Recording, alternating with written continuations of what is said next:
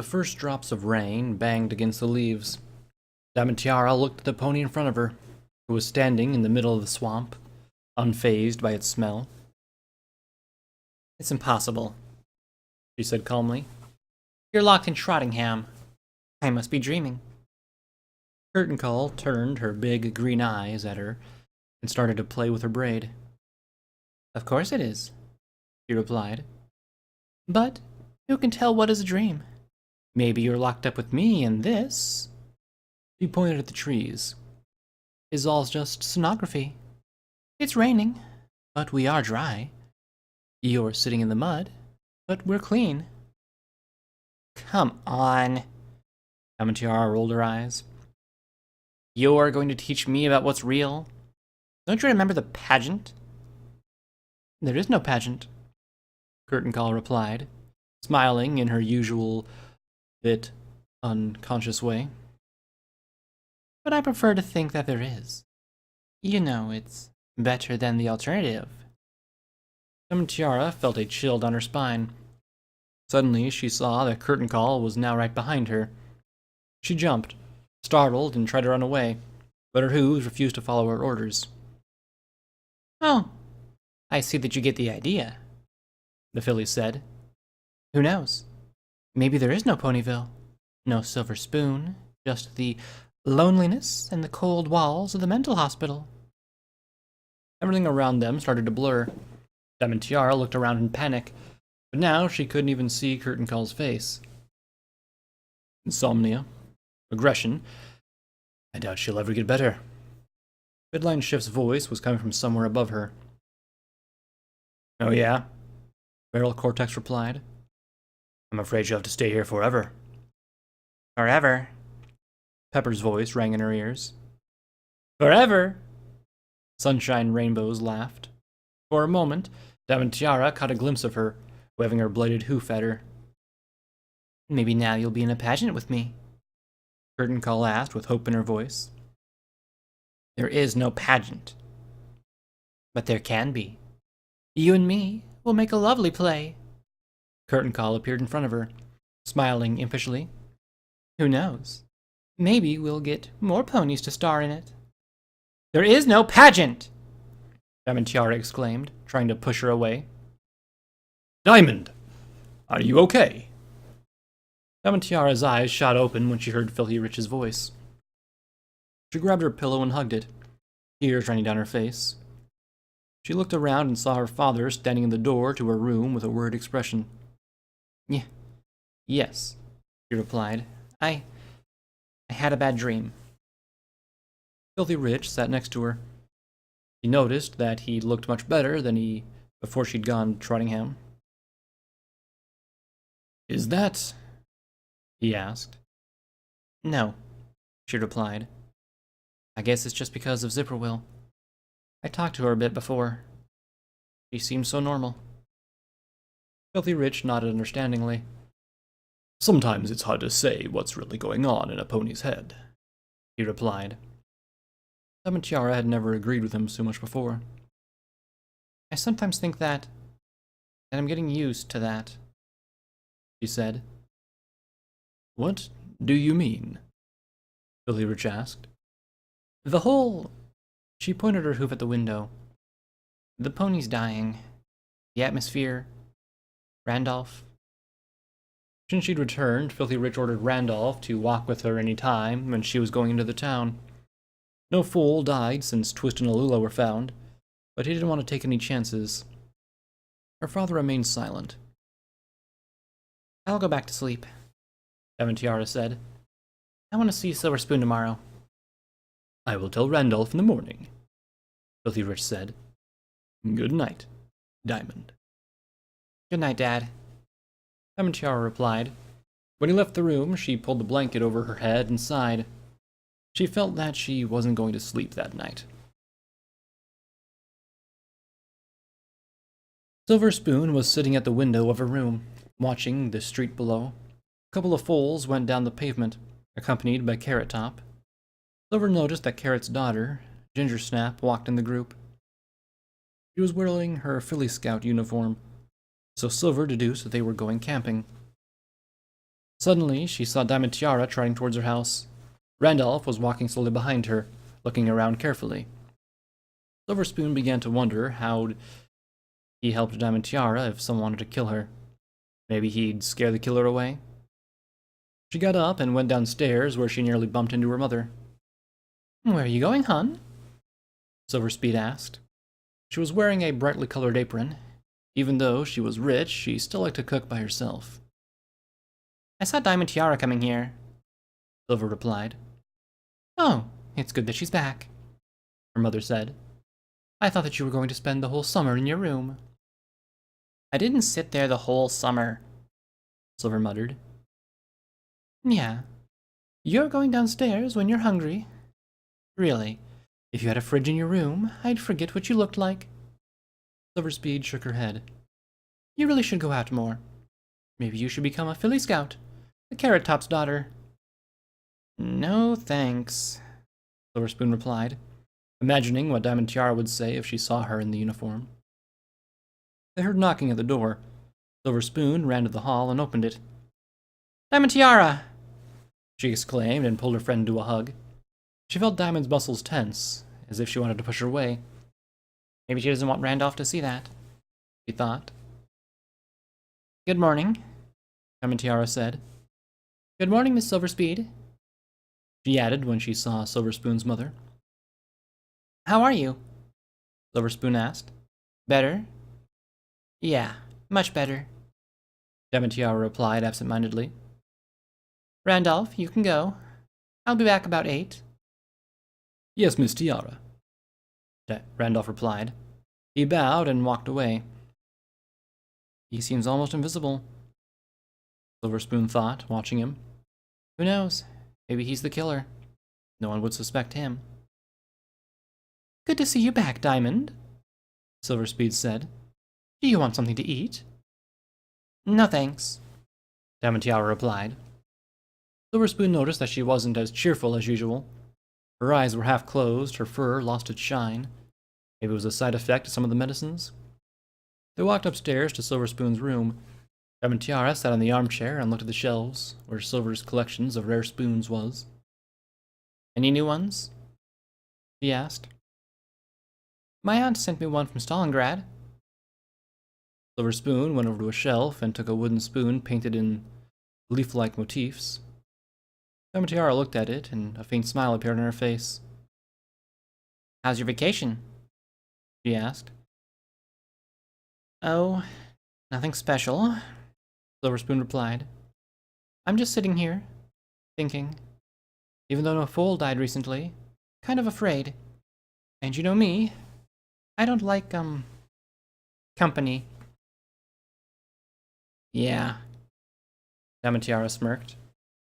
"And how about DJ Pony? I heard that she died." "That was horrible." Silver Spoon's eyes widened. "Barry Punch beat her to death. She thought that Vinyl killed Ruby." When she looked at Diamond Tiara, she saw that she was staring blankly at something in the corner of her room. Silver Spoon followed her gaze, but nothing was there. "Are you okay?" "Yeah," Diamond Tiara replied. "I mean, that's really terrible. And what's with all those ponies in the streets? They don't seem nice." "They're helping the guards to find the killer, but they mostly just accuse each other," Silver Spoon replied. Zipperwell's father almost beat them when they came to his house. He thinks Barry killed Vinyl because of them." Diamond Tiara looked through the window and saw Time Turner and Roseluck patrolling the streets. She noticed a sleepy bat pony walking on their side of the pavement. Members of the neighborhood watch were eyeing her curiously. "Mom says that they panic too much," Silver Spoon said. "She says that the killer ran away to the Crystal Empire or somewhere far away." "And what do you think?" Diamond Tiara asked. "Who do you think it is?" "You'll laugh. For a moment today, I thought it was Randolph," Silver Spoon replied. Diamond Tiara gave out a little chuckle. "Randolph? Why'd he do that?" "I don't know. In books, it's always the butler." Suddenly, Silver Spoon's expression turned sober. "Once I had a dream that it was my dad." "But that's impossible, right?" Diamond Tiara asked. "He's still in Vancouver. Yes. And he's not going to be released anytime soon. Silver Spoon sighed. Yamatar knew how hard it was for her to talk about that. Good, Damatiara said, looking at the corner of Silver's room again. For a moment, they were sitting in silence. How was, the hospital? Silver Spoon asked. Crazy, Damatiara smiled. All those ponies, not to mention Zipperwhirl. She came there, I talked to her, and then she's gone. Just like that. And I couldn't even make myself care. Like, I got used to death. So did I, Silver Spoon replied. It's the town, you know. I just wait for something to happen. Who will be next? Will it be me? No, Damatiara replied. Silver Spoon looked at her, surprised. I mean, I don't think the killer would want to kill you. Why do you think so? Silver Spoon asked. Who'd want to kill you, Silver? You're the kindest friend I know. Damatiara replied, hugging her. A few hours later, Damatiara was trotting home with Randolph. She noticed that Time Turner and Roseluck were no longer patrolling the street, replaced with Big Macintosh and Applejack. From what Silver told her, the element bearers were also invited to look for the killer. Some ponies were saying that Twilight Sparkle even asked Princess Luna to search the dreams of all the inhabitants of Equestria to look for some clues. I doubt she did that, Damatiara thought. Luna would surely see. Hi, Diamond. Curtain Call was trotting next to her as if she was really there, but Damatiara was sure that she would be the only one who could see her. She was with her all the time, sitting calmly in the corner of Silver Spoon's room. I saw kids going camping. Maybe they'll also want to play in our pageant. There is no pageant, Damatiara muttered through grit teeth. Randolph looked over at her, but said nothing. Damatiara smiled sheepishly at him. Oh, come on. Why don't we go there and ask them? Curtain Call insisted. I'm so bored. Damatiara rolled her eyes. I'm not going to talk to you, she thought.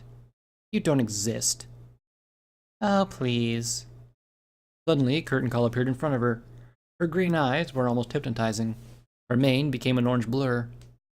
A strange thought appeared in Damatiara's mind. As she walked, it was growing clearer and clearer, till it finally flashed before her eyes. The outskirts.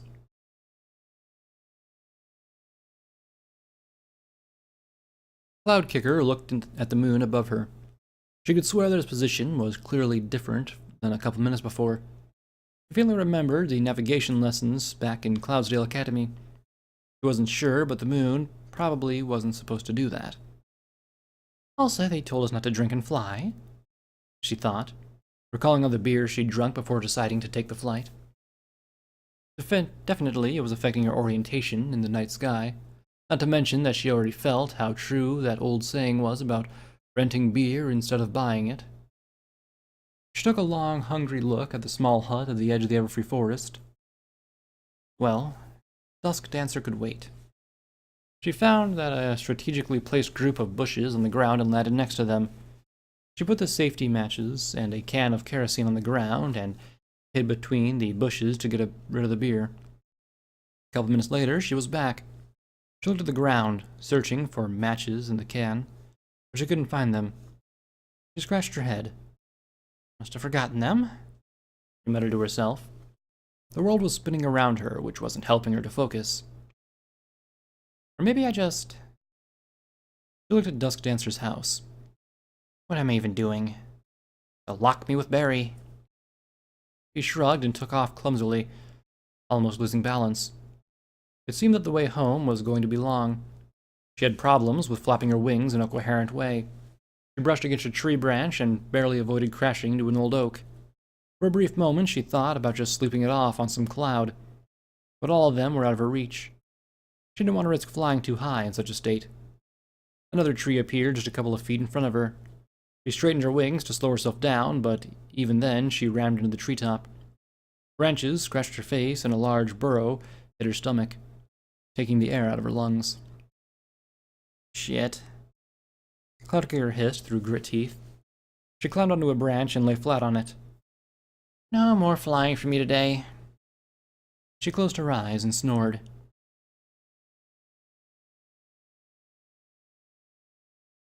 Hey, she's here!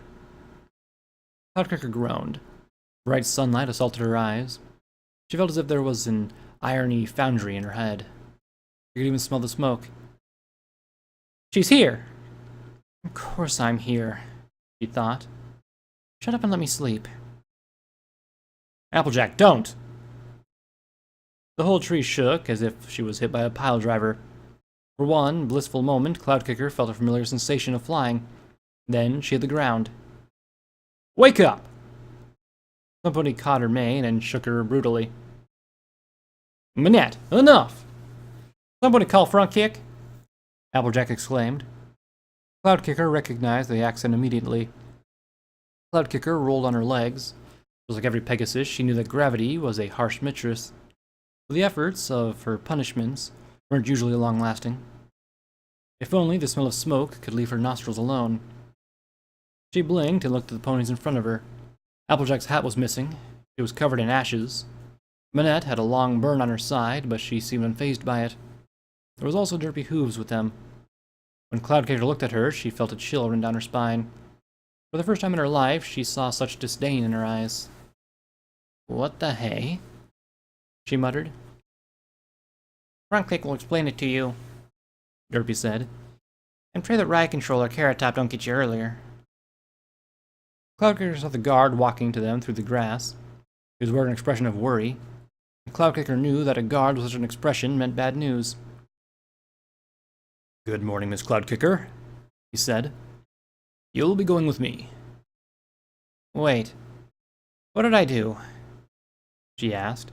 Is it about flying intoxicated? Sleeping on a tree? Frontkick looked into her eyes. She felt that her fur was drenched in sweat. Some pony lit the meadow on fire, he explained. Unfortunately, it was the place where Philly scouts were camping. Cloudkicker froze. Then she remembered that she'd left the matches and kerosene at home. Some of the fools are wounded. One of them, Riot Controller's granddaughter, is dead. Frontkick continued. Do you have the suspect? Cloudkicker asked, her throat dry. She didn't like the looks Derpy, Minette, and Applejack were giving her. We found a can of empty kerosene, Frontkick said. There were hoof prints on it. We identified them belonging to a mare who was caught shoplifting in Cloudsdale a couple of years ago. Cloudkick shuddered.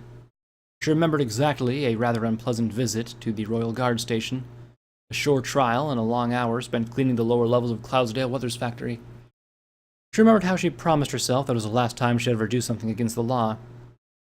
Something clicked, and she felt the hoof cuffs closing around her forelegs.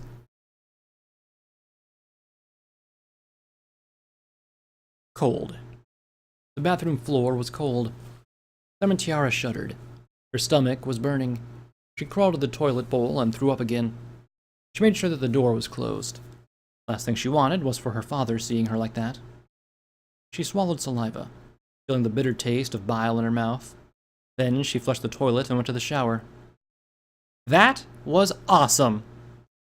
Curtain Call exclaimed. We really need to do that again. Lemon Tiara looked at her. She could still see her excitement when they were avoiding the members of the neighborhood watch. How she spotted drunk Cloud Chaser going somewhere and Howard gave them the idea. Curtain Call's mane, glowing as if the filly was a princess, became one with the raging fire. How she danced in the flames, reciting a poem she probably made herself. Scouting is fun, scouting is games. Scouts are all caring and helpful. Scout Ginger Snap, she died in flames.